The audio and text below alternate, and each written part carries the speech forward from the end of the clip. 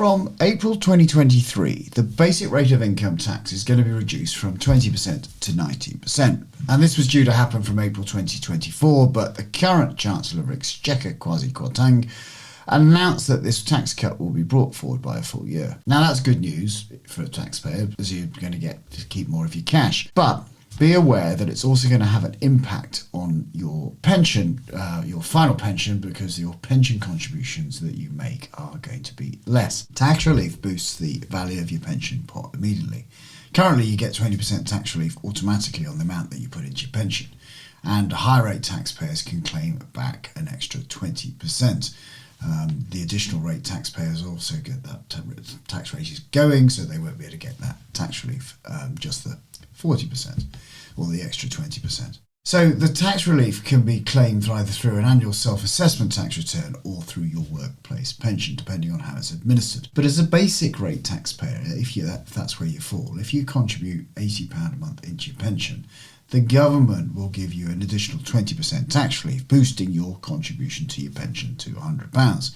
It's that simple. The extra £20 costs you nothing. That's the reason we do pensions, of course, because of that additional tax relief. That's our incentive. When the basic rate of income tax drops to 19%, you're only going to receive 19% tax relief on your pension contribution.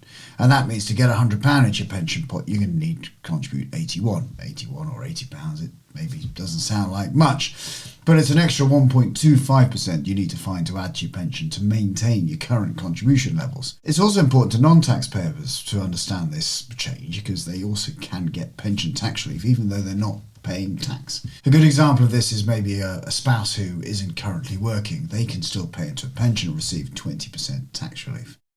The maximum a non-taxpayer can contribute to a pension each year is £3,600 gross, which is made up of a personal contribution of £2,880 and the taxman's contribution of £720. So when that basic rate tax relief is reduced to 19%, non-taxpayers are going to have to contribute £2,916 to reach the maximum allowance of £3,600, as the government's only going to be giving you £684 worth of relief rather than £720.